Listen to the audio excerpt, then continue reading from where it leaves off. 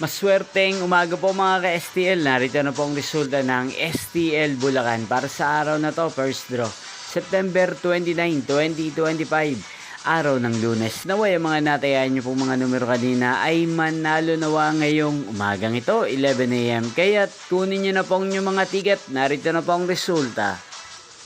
Ang mga numerong nanalo sa STL Bulacan ngayong umagang ito, September 29, 2025. 11 AM. First draw result, 4 at 2. In exact order again, 4 at 2. At ngayong umagang ito sa STL Bulacan, natin pong i-shoutout si Kuya Alfred ng Bulacan na lagi pong nanonood din sa channel na to. Shoutout po sa inyo Kuya Alfred, sana po ay nasa maayos kayong kalagayan.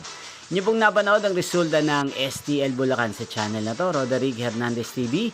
Maraming salamat po sa patuloy niyo pong panonood sa akin channel. Magkita-kita pong muli tayo mamayang 4 PM para sa second row result ng STL Bulacan.